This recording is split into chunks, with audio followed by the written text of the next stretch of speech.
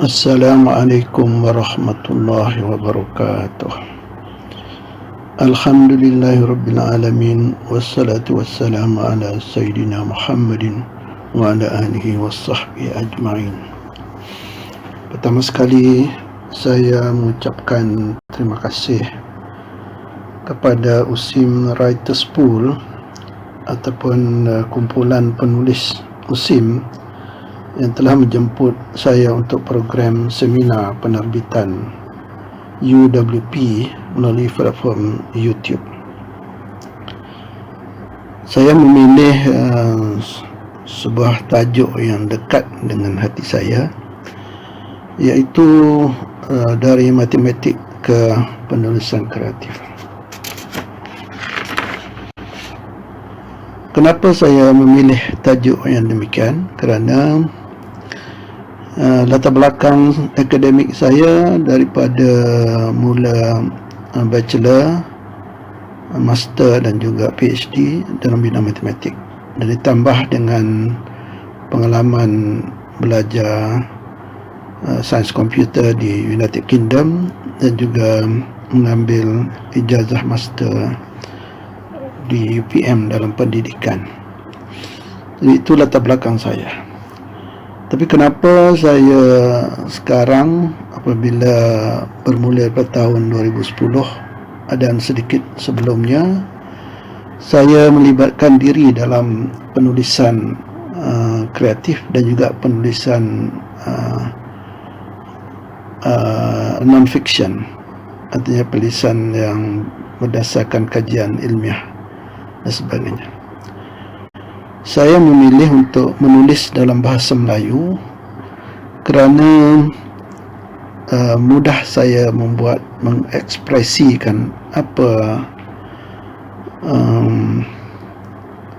pendapat saya, dan juga akan memudahkan pembaca orang Melayu untuk mengikuti apa yang akan saya sampaikan.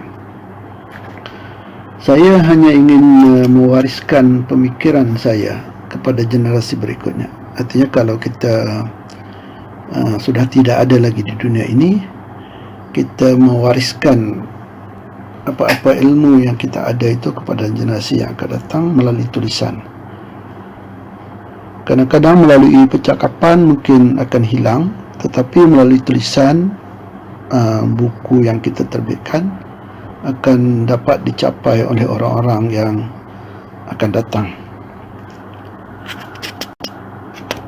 Sebenarnya saya telah mula berminat dengan penulisan sejak saya di tingkatan 3 lagi di sekolah Tuanku Abdul Rahman Ipoh, kerana pada ketika diadakan seperti pertandingan mengarang, cerpen, mengarang penulisan dan sebagainya, saya masuk dan saya mendapat tempat ketiga pada masa itu. Dan itu sebenarnya memotivasikan diri saya, kerana saya rasa saya mempunyai kemampuan untuk menulis. Dan mungkin saya tidak begitu bagus untuk dalam pidato, mungkin saya boleh menumpukan kepada penulisan. Sebenarnya dalam penulisan ini banyak genre ataupun jenis-jenis penulisan seperti fiction, non-fiction, sajak, pantun, cerpen, novel, travelog, terjemahan, anekdot, memoir dan sebagainya. Jadi yang pertama sekali saya ingin kita membudayakan proses penulisan dalam masyarakat kita. Kerana kalau kita perhatikan di masyarakat barat, budaya menulis ini sangat berkembang dengan begitu baik. Mereka apa saja bahan yang mereka ada, mereka akan tulis. Tetapi berbanding dengan masyarakat Melayu khususnya atau masyarakat Asia, jarang sangat mereka mengambil perhatian yang serius tentang penulisan. Jadi macam mana kita membudayakan penulisan dalam kehidupan kita? Mungkin saya boleh cadangkan yang pertama, kita membina keyakinan diri, iaitu dengan mencuba menulis bahan-bahan yang kita sukai, yang kita rasa yakin kita boleh menulis. Dengan itu kita boleh membina keyakinan diri kita sendiri, dan juga sedikit demi sedikit dengan menambah kerajinan kita tiap hari untuk menulis, membina kemahiran menulis. Lama kelamaan kita dapat mendapat keyakinan bahawa kita sebenarnya kita boleh menulis, walaupun secara perlahan, kerana kita memerlukan latihan-latihan yang banyak untuk menulis. Salah satu cara menulis, membina keyakinan diri ialah dengan menulis pengalaman peribadi sejak kecil hinggalah sekarang. Kerana semua peristiwa yang berlaku itu sudah ada dalam fikiran kita, kerana kita yang mengalami semua peristiwa-peristiwa itu. Jadi cuma kita tinggal mengungkapkan dalam bahasa yang mudah, bahasa yang bagus, bahasa yang boleh diterima oleh masyarakat. Biasanya peristiwa-peristiwa yang dilalui itu mungkin bersifat sedih, bersifat gembira, geram, gagal dan sebagainya. Semua peristiwa yang pernah terjadi pada diri kita boleh disebut sebagai anekdot, dan himpunan semua anekdot itu boleh dijadikan satu genre yang kita namakan memoir. Mungkin sebagai tugas awal pada siapa yang ingin menulis, ingin berjinak-jinak dengan penulisan, mungkin mereka boleh memulakan dengan mengingat kembali peristiwa-peristiwa yang lalu, peristiwa sedih, peristiwa gembira dan sebagainya, dan tulis. Itu mungkin dari mana kita patut mula menulis, daripada sejauh mana yang kita boleh ingat. Mungkin kita masih ingat peristiwa yang berlaku pada umur kita 4 tahun, umur kita 5 tahun, sehinggalah kita memasuki persekolahan rendah dan sebagainya. Jadi perkara-perkara itu akan menjadi sebagai dasar atau sebagai permulaan kita untuk bergiat dalam penulisan.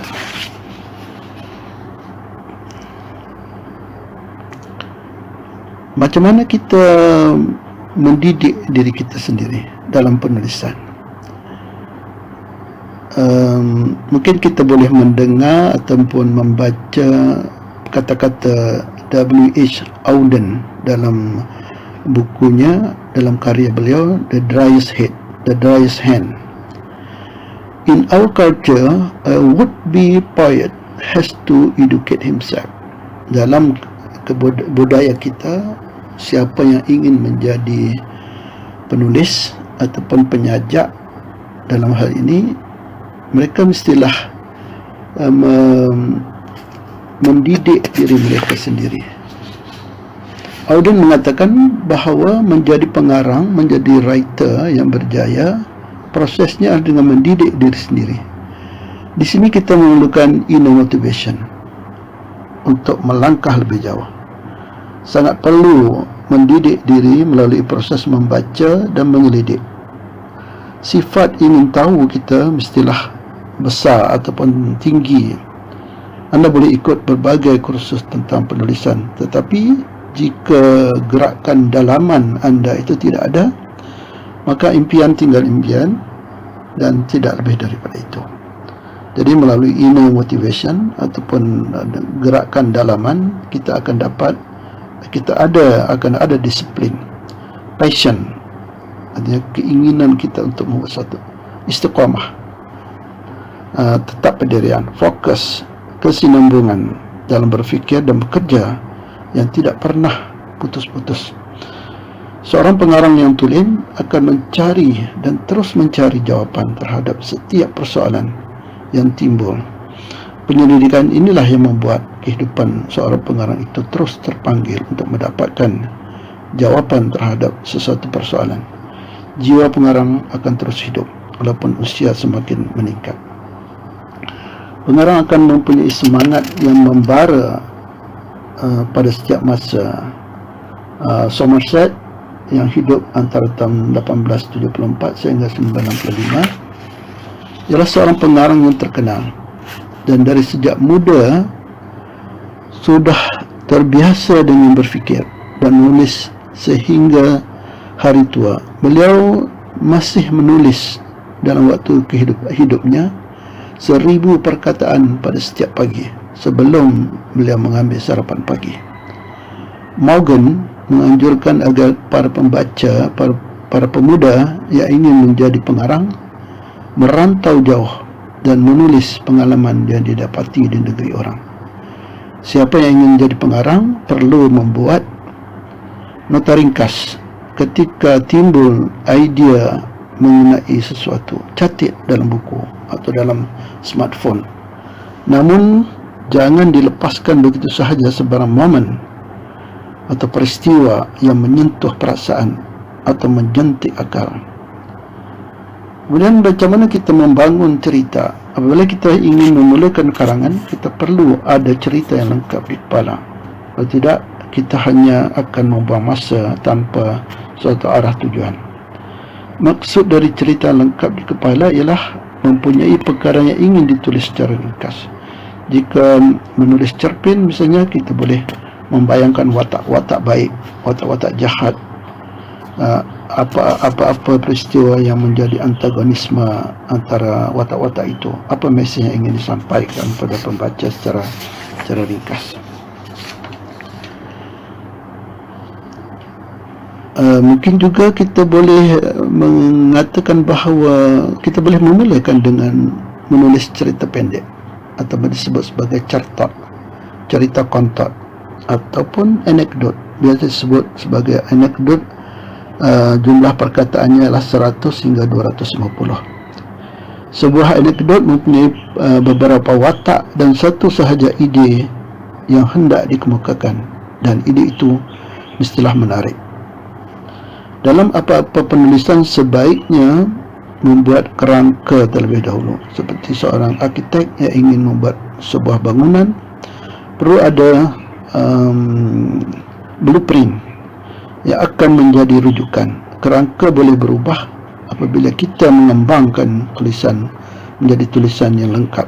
Setiap penulisan perlu ada pengenalan, isi dan yang ingin disampaikan, dan penutup dengan kesimpulan dan cadangan supaya pembaca dapat sesuatu setelah membaca tulisan kita.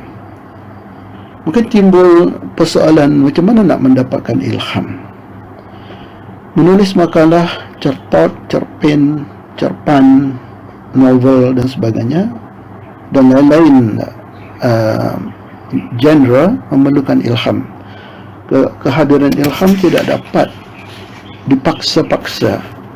Cara mendapatkan ilham antaranya membaca karya penulis yang masyhur, memerhatikan alam sekeliling dan menulisnya dengan segera. Setiap penulis perlu senantiasa membawa buku nota dan mencatat segera apa sahaja ide yang timbul pada masa idea atau hadir dalam fikiran. Penulis juga boleh melakukan kerja-kerja terjemahan daripada bahasa lain ke bahasa yang beliau kuasai. Jiwa penulis mestilah hidup dan aktif dalam memerhatikan dan berfikir. Masyarakat keliling kita merupakan sumber ilham yang sangat dekat dengan penulis. Apa saja yang berlaku,